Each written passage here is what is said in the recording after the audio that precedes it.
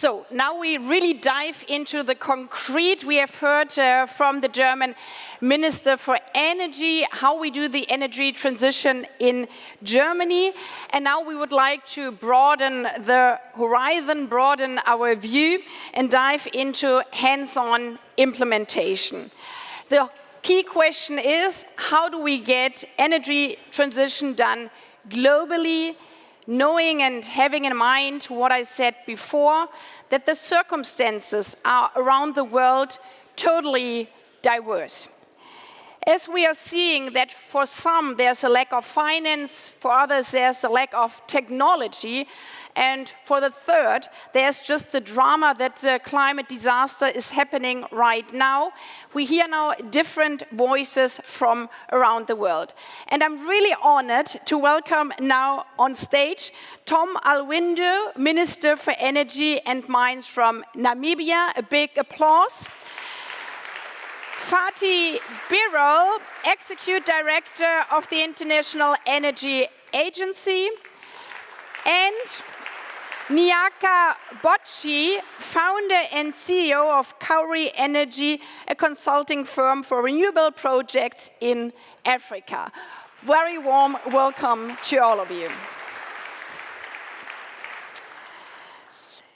So I would like to start with you, Ms.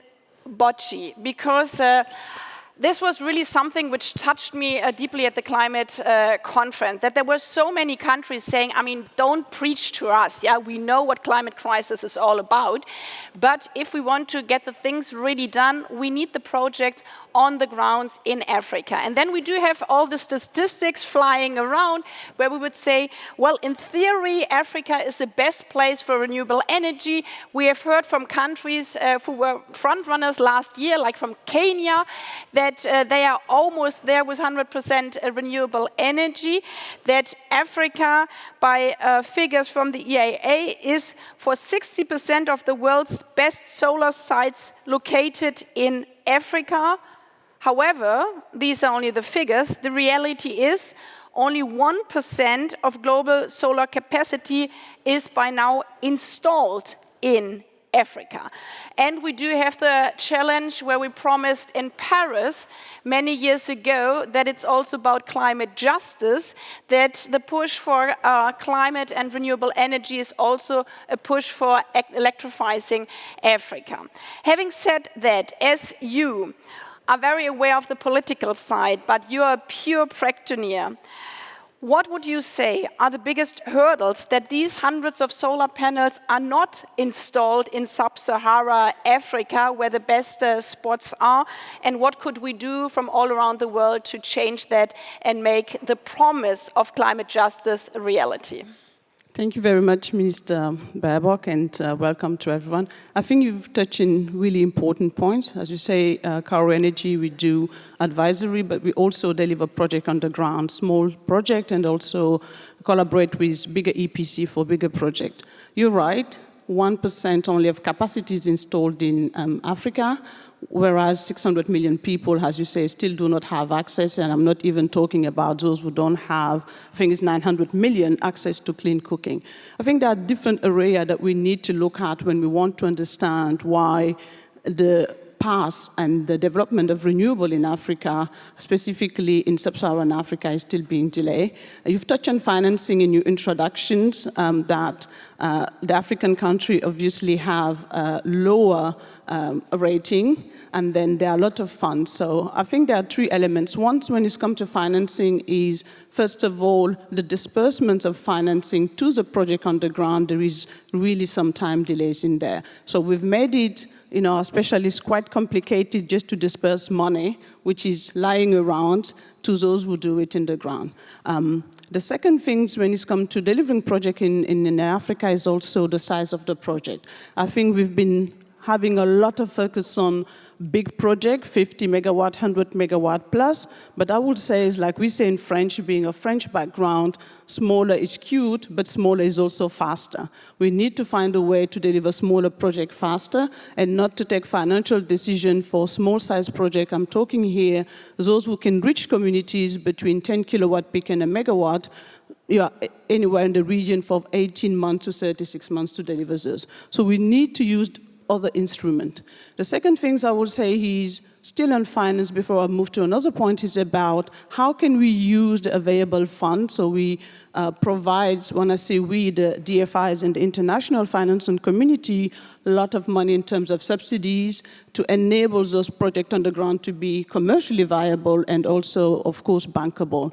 I guess for us as private companies operating underground, what we need is actually our entry in the market to be de-risked. So instead of using those money for grants, which take up to 2 years to be actually dispersed, maybe that money could be given to local bank as a bank guarantee, and then those local companies delivering energy could use them with a better interest rate. So having 12% in the local currency is definitively better than having 8% in hard currency when you are not able to repay that hard currency. I give you an example. Nigeria, for example, which is a great country with more than 50% of the people without energy, and yet if you have taken 8% USD loan to deliver a project 12 months ago, you will be in difficulties today given the devaluation of the Naira. So we need to look at, just to finalize that point on financing, how do we make sure that the funds available are used to de-risk project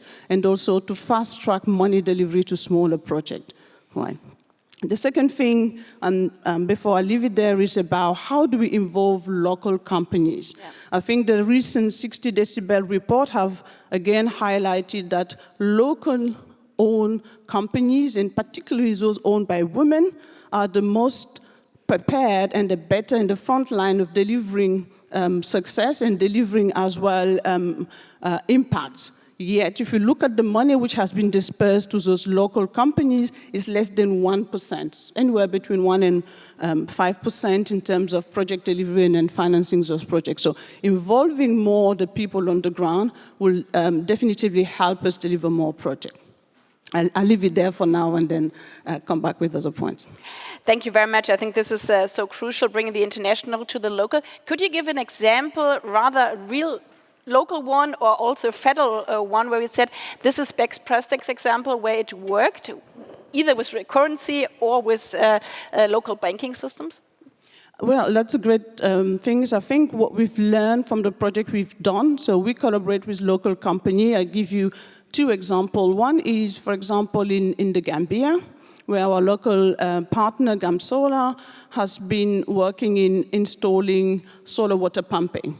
Now, that's the point as well I would like to touch on later on, that when we think about delivering energy, it's not only the plug, it's not only household connection, but we need to go beyond energy access to really use energy for its transformative power and economic development for productive use. So in this specific case, if you take what we call a garden, which is basically small field where in each field you have 500 women working, they do not have access to water. So solar water pumping, this is a small system, 10 kilowatt peak of solars, and then all the equipment around $10,000. Now, we've worked with them and a local microfinancing company called Supersonics. They finance those assets, and then obviously it's women-led investment. Then you can see the return within a year.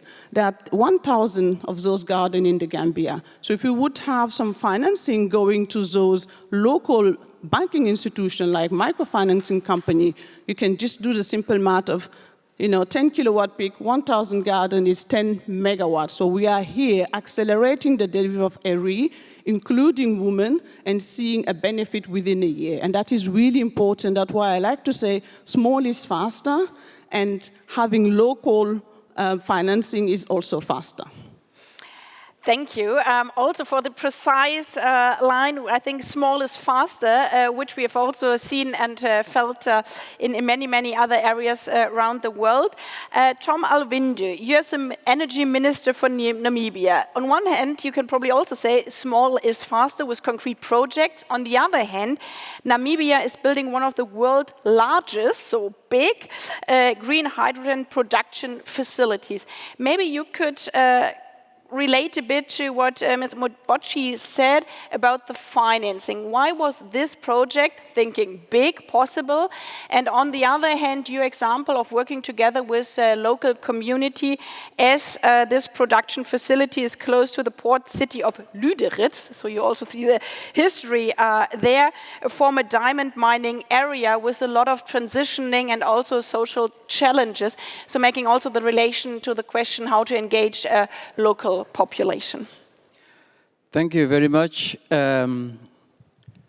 First, for inviting me to be part of this dialogue. And if I look at the audience, and I'm thinking, if this was an African audience, and we are talking about energy transition, probably more than half of the audience will be saying, what are we transiting from? We don't have energy at all. And therefore, whatever energy we get, we just need energy. If we are going to get renewable energy, so the better. And therefore, having this kind of dialogue is very, very good so that we inform each other. And as you said in your opening remark, where you says, we need to walk the talk. And we agree. I mean, I think we're done with talking. But the truth is, Namibia cannot walk that talk alone. Germany cannot walk that talk alone. And therefore, these international dialogues are very, very important so that we can figure out how do we all together walk this talk. And that's the only way it's going to work. Now, in the case of Namibia, we are privileged in a way because we have got some of the best natural resources for the energy transition. We have got the best wind regime, we've got solar, we have got land. And that is why it was possible for us then to conceive this large project where we want to develop green hydrogen. And it started off us for having issued an internationally request for proposal for those investors who want to come and work the talk with us, and we did get international investors. And eventually they agreed to say they want to work with us. And now we do have a project that that aims to produce 1 million tons of green hydrogen in the phase 1, and also ramp it up to 2 million tons in phase 2. And this is huge. And we also believe that it has to be big, because if we are going to, I hear, small is faster, I agree. But if you are going to establish a market, if you are going to establish something that is really going to help with the transition, I think we need to think big. And that's why we have conceived this big energy transition project with international investors. Now, for this to happen, what I was saying, we cannot walk the talk alone. We need to have other people to come and make that happen with us. Now, you're talking about financing. It is true. I think we all know that where we are now, financing is probably the most important thing that we need to actually overcome. And this is so because this is really a new kind of sector. The market has developed. There is technology. But I think the market still needs to develop. And when you have the market that is still developing, private capital is usually shy to invest in this kind of a market. They would first want to see whether there's private capital that will invest, and then they follow. And that's where I think you also mentioned the fact that Minister Habeck mentioned the fact that the likes of the World Bank and all the multinational financial institutions need to come on board so that we can start to de-risk the financing of this huge project. Because without that de-risking, we run the risk that we may not actually bring this on the market as soon as possible. And the longer we take, probably the more people start to think, oh, well, maybe this energy transition is really just a talk.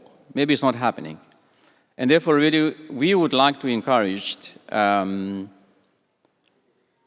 multilateral financial institutions to be part of this journey, because without them, we may struggle. And we also have seen, obviously, countries, developed nations, for example, where they're also developing this kind of project. Fortunately for them, they are in a better position where they can offer financial incentive for capital. They can de-risk the capital. It's not true for all of us, especially developing nations. We might have the resources like wind and solar, but we do not have the financial resources to be able to de-risk some of this project. And therefore, we really, really hope that together during these dialogues, we can identify the fact that we need to unlock some of these large projects such that they can come on stream. The other point I need to make is the local content part of it. Again, here, local content can be defined by different people differently. For us as Africans, we are quite aware of the fact that for the longest of time, when it comes to natural resources, for example, mining resources, people did come and invest, they took the minerals, and they left nothing behind. Now, where we are now having some of these energy resources, we are saying, this cannot repeat itself. We need to do better. We need to do better for the African continent. And therefore, when it comes to local content, we are thinking that this kind of investment that we are now cultivating, the collaboration which we are fostering with other countries, it needs to mean much more than just developing green hydrogen on the African continent and exporting to somewhere else. We need to start also to build a whole energy ecosystems on the continent, and not simply having a commodity that actually we are going to be exporting to other. We also have got industry that we need to decarbonize, but even not just to decarbonize the industry, but how to produce this. What components can we make on the African continent that is going to make sure that actually there's an ecosystem starting because of this? And this is really something we are hoping that, with our partners, we have signed memorandum of understanding with various European countries, for example, with the EU. And we are happy that they are understanding that we need to build this ecosystem and not simply to build or to produce green hydrogen for export, but to really also try to build an ecosystem that by the time this project are online, we can see that it's not only this project, but it has cultivated some other industries simply because of the existence of these natural resources. So that is really, I think, on the local content issues. And then also as we go on, we need to also discover other things are happening. I mean, you didn't mention the geopolitics. It's very, very important. We don't want to find ourselves one day, because of the concentration of either technology or of the resources, suddenly we cannot go forward because we are trying to hold our capital or we are trying to hold our resources and they're not trying to share with others. And if that happens again, the energy transition is not going to be successful, it's not going to be sustainable, and therefore we need to be aware of the geopolitics and how do we deal with it in such a way that it does, again, not derail the transition the way we had conceived it. And that continues, it needs continuously discussing it and how to go about it. But once again, thank you very much for inviting us to be part of this dialogue. Thank you, Minister Alweendo, and what you said about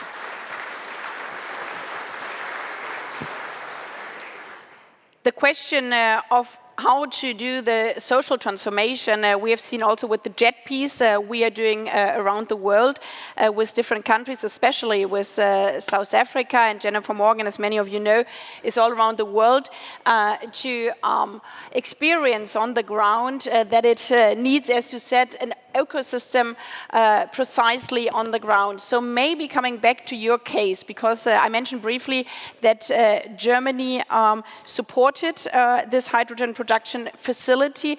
What was kind of the missing link where we could help, and how did you, or are you planning to build this ecosystem around this green hydrogen production facility? Yeah, I think I need to add to say, we are quite thankful. I think the relationship we have built with Germany. You did mention that this project specifically is actually located in the town called Lüderitz, which I just learned that there's such a Lüderitz, this is a German. Yeah. There's a history to this. So really, I think we are really thankful, I think, with the collaborations that we have started with Germany over the last 2 years. It has helped. First, as I was saying, this is a new market. Technology is there, but you need to test the market. And through the collaboration that we have had with Germany, we were able actually to do some of the pilot project to see how that could work, which was also seeded with public German funds, and therefore we are quite grateful for that. With regard to the ecosystem, one of the tools that you need to put in place for the local content also then to form the ecosystem, one of the things you need to do is, what about the skills that you need to have? If you do not have the skills to be able to manage the assets that you are going to be building, again, it's going to slow down the local content and therefore the ecosystem. And therefore, in this regard also, we have established a scholarship in Namibia for the Namibian young people to study, to follow courses in the energy at undergraduate and also at postgraduate levels. And the good thing is also that we also have got exchange students, so Namibians who will come to Germany and also Namibians who will study in Namibian universities. And I think especially those who can come here to Germany, actually you also have to understand, and they also learn also how things are done outside the continent. And we are quite happy and excited that this has really worked. The first cohort of students actually were sent out last year already, and hopefully another cohort will be sent out this year. And that's, I think, a demonstration that it can be done. And that's how we start to actually build that ecosystem by first creating those local skills for them then be able to actually drive some of these projects. And then for that, we're really thankful for that collaboration that we have got with the German government. And we hope we continue to do that so that, again, we walk the talk together. Tackling the problems, Minister Alweendo mentioned also Ms. Mbodji about challenging the finances or shift the finance flows to the right project and the right countries. You, in your role as a director of the International Energy Agency, you have to think big, because your numbers are that it needs 4.5 trillion per year by 2030 to actually invest in the 1.5 degree goal. So thinking big, and on the other hand, facing the challenges that there is not this one big solution for all countries. What would you say, Fatih, Birol, is the most important thing now for financial flows and green energy, that the money goes to the right spots and that we invest enough in this remaining only 6 or 5 years until 2030? So many thanks, first of all, Madam Minister, and congratulations for the 10th anniversary. And I was able to attend 8 out of 10. Wow. Nicht so schlecht. I mean, this is not so bad, so 8 out of 10. And every time there is a lot of good attendance and good discussion. Thank you very much for the leadership. But Madam Minister, if I may, before going to a very important question you ask, I want to make a comment on Germany. Especially, it was triggered by the fact that the Habeck, the Minister Habeck mentioned there's a German media here, and I will have a press conference later, but I want to make something clear. First of all, Germany, last year, German emissions declined more than 10%. This is the steepest decline in all advanced economies in the world. This is a big, big, big number. And I want to make the things in a context. There are two reasons for that. One, a major decarbonization of the power sector, making the licensing faster, quicker transmission, big success there. But there is another reason. Industrial production has suffered. It declined.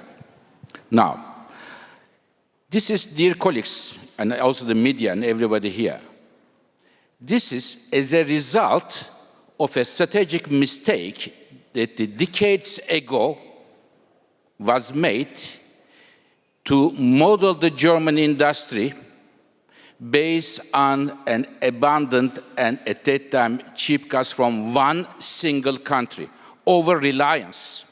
It was a historical strategic mistake.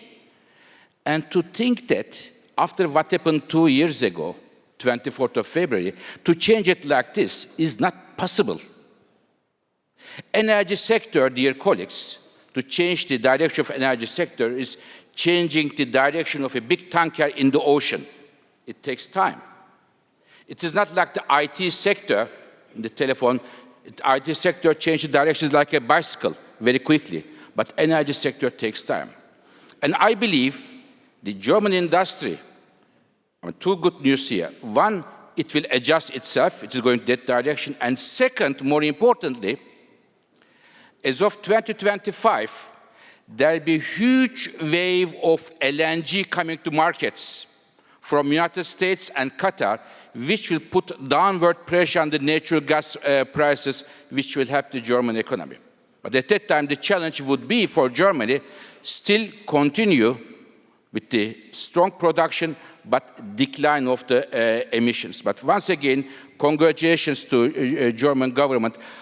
Under very difficult circumstances, because you, in my view, Madam Minister, I told this to Robert several times, you inherited this government a very difficult dossier when it comes to energy.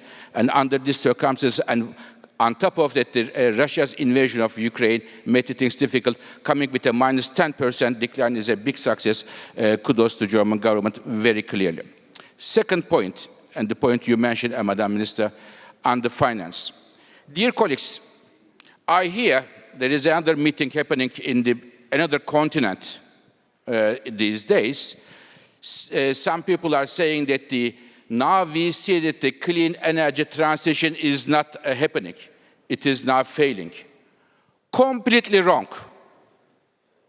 But completely wrong. Numbers.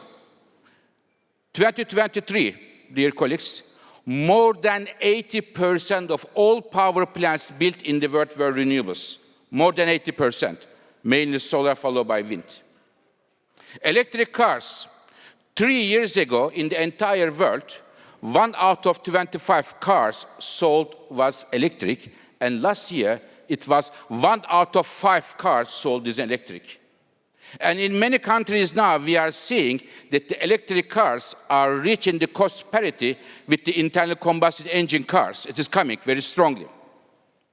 And third, one number what Madam Minister asked me about the financing. Madam Minister mentioned the Paris Agreement, 2015. Dear colleagues, at the IEA, we look at all the numbers. We have all the numbers at our fingertips. 2015, entire energy industry investment, oil, gas, renewables, everything was 2 trillion. 1 trillion for fossil fuels, 1 trillion for clean energy. And today, the investments for the world are close to 3 trillion and 1 trillion for fossil fuels and 2 trillion for clean energy. So clean energy investments went from 1 trillion to 2 trillion. This is a very good news. Investment is going there. Where is the problem?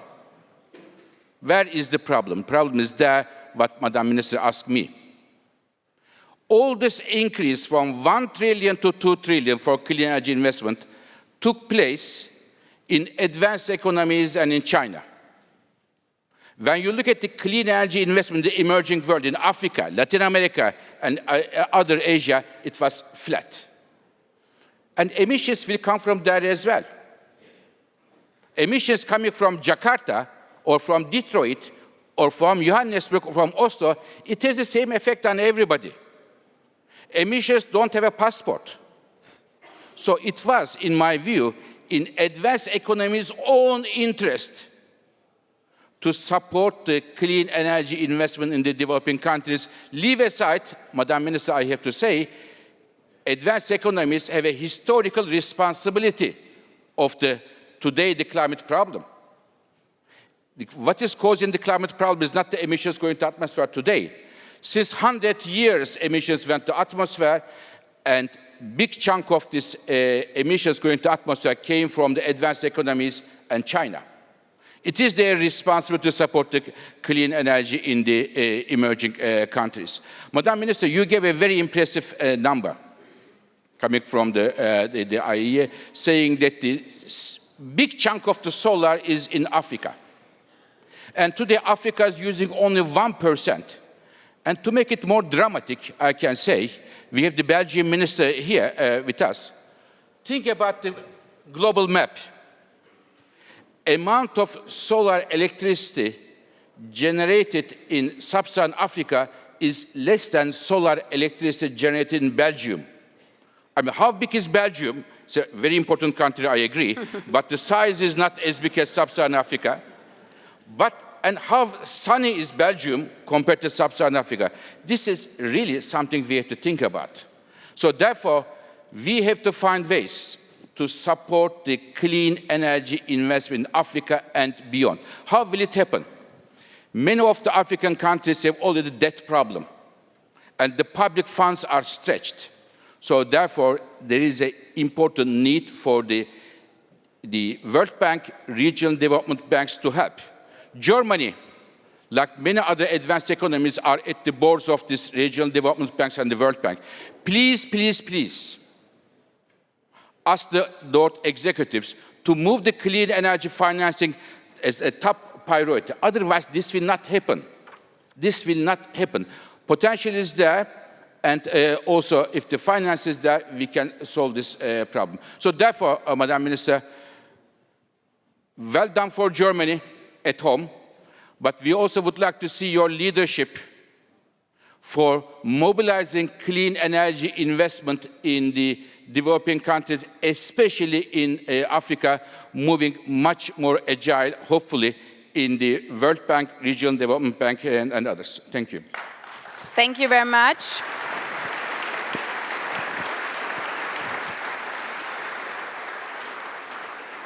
Not only me, but I think also the audience not only enjoyed your sharpness, but also your framing of that it's a de-risking for ourselves if we are not relying on one source. It doesn't matter where the source is coming from, but having a diversification in all these resources. Because as we are discussing with many industrialized countries, learning also from the mistakes where the funding is going, but also the setup of funds, like the green climate funds, where Germany is providing 2 billion euros, but knowing that in the past many projects went then to European but also to China in the end. What would be your proposal now, really speaking concretely of the funds, as we are in the midst of also arranging the loss and damage fund?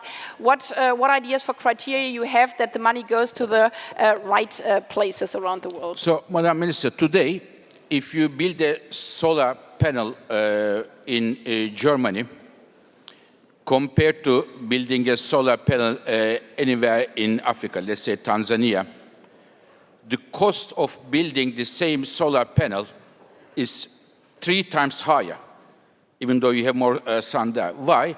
Because of the so-called country risk. So my very simple suggestion is the following. The African Development Bank, World Bank, and other international financial institutions, and in a bilateral form, we have to find ways to de-risk the currency risk and also provide some so-called concessional funding for those countries. Because if we reduce the emissions in Africa, this would be a good news for Africa and for others. The second, Madam Minister, there is one other issue in Africa, in addition to electricity access, which is very close to my heart, and I hope many of our heart. Today in Africa, 4 out of 5 families, 80% of the people use primitive cook stoves for cooking. And it is mainly women who go to forest, cut the wood, and bring and cook the meal. What is the problem? The problem is the following. Cooking by using wood creates respiratory diseases for women. Today, every year, half a million women, 500,000 women in Africa die prematurely because of the respiratory diseases coming from the primitive cooking. This is incredible. And we have calculated, Madam Minister, we need $4 billion to solve this problem for once and forever. What is $4 billion? Dear colleagues, in Europe, after the start of the war, we built 11 LNG terminals in Europe.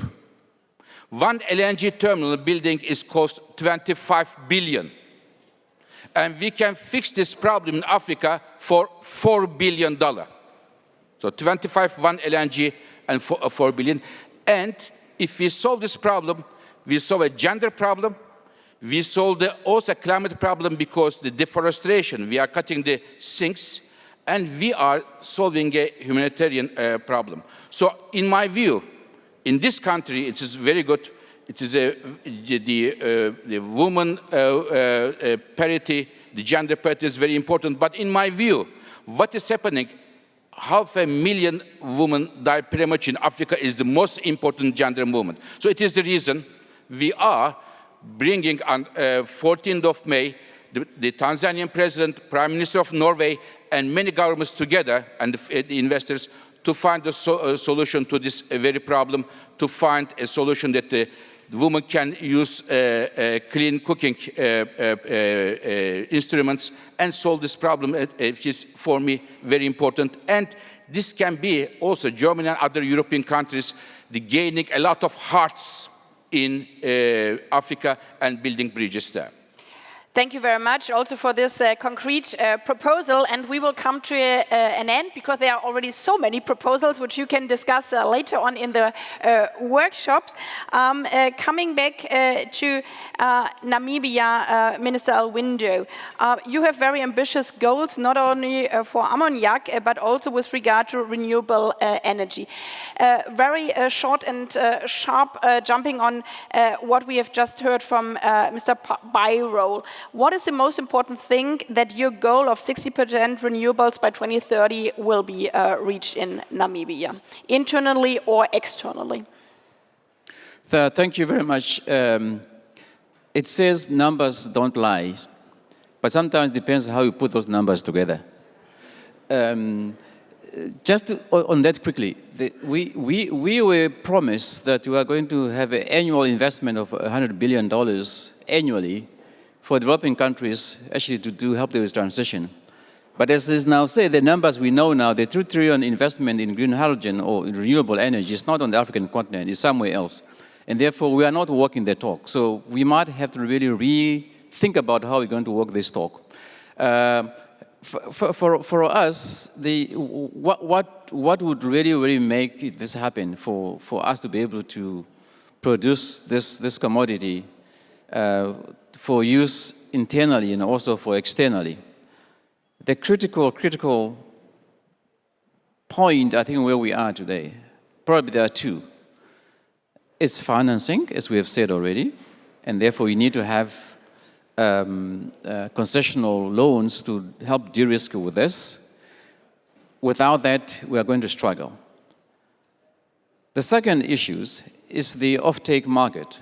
We need to find off-taker for this product. We are discussing this with potential off-takers.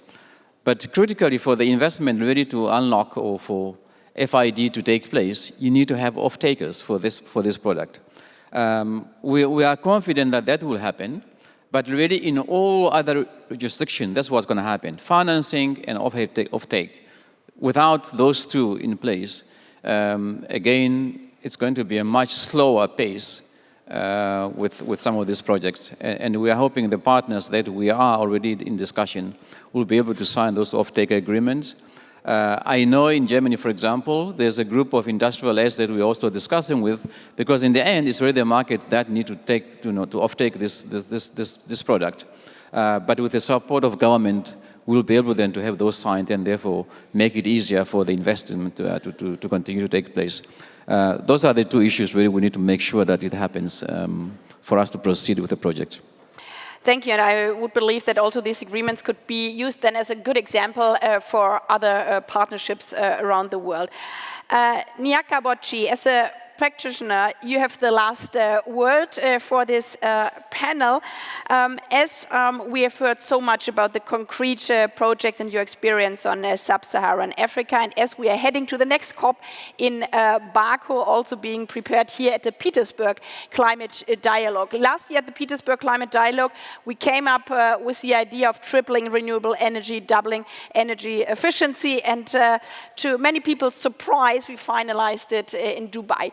So if you have one wish about now really walking the talk, as we have heard many times, what would be your biggest wish, what we could prepare at the Petersburg Climate Dialogue for the COP in Baku on this question of climate justice and the finance issue to help more projects in sub-Saharan Africa and really lift the potential of the 60%, especially for solar? Thank you, Minister Baerbock. I think the topic you choose for this conference is what we need to do, accelerate. We've talked a lot about financing, country risk. As I'm sitting here and look at the investors and the people I work with, I can see $1 to $2 billion, which are earmarked for energy access in Africa, yet they are not being dispersed. What we need to walk the walk is just to implement. It's taken too long, to have a grant issued or to have equity or debt financing issues. That's the problem, that anywhere between 12 months to 36 months. As I said previously, de-risking, using those funds, working with local banks so that local developers, local energy companies can go to their bank, like we do here, go to the bank and have a loan, and that will help to implement more projects. And notwithstanding with what the Honorable Minister has said, we need to do big projects. But the reality on the ground is simply that we are significantly behind SDG 7. Those 600 million people that you rightly mentioned in your opening speech will not be served by big projects. They will be served by decentralized energy systems. And there as well, we need to look at how we implement that energy. I think we've done great progress in providing household with energy, but Minister Habeck said previously as well, climate action is about protecting the dignity of the people. It's not about the climate itself. But I will add to that, it's about not only protecting the dignity of the people, but enabling the people to have economic freedom, because there is no dignity without economic freedom. So if you look at Sub-Saharan Africa, most of the people are working in the agriculture area, are tied to the land, notwithstanding everything we say about the mining and etc., and energy is required to industrialize that value chain.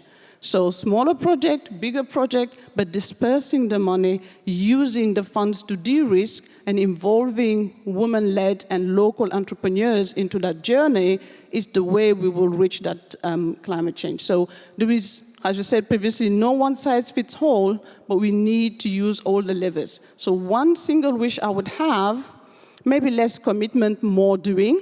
right? Let's use the billion we have around us. Let's de-risk the project. Let's move slightly away from grant and subsidy to, as you said, concessional, lower rate, and local currency financing. That's what will effectively help local developers that I'm representing here today to deliver more projects faster. As I said, smaller is faster, big is also good. No doubt about that. With these wonderful final remarks and our task to debate now for the people with very experienced people about concessional funding, local currency financing, I would leave you with our moderator for the whole conference, and I would like to ask you for a big applause for this wonderful debate from Minister Alweendo, from Executive Director Birol, and from the founder and CEO of Kowry Energy, Ms. Mbodji. Thank you so much for all your input. Thank you.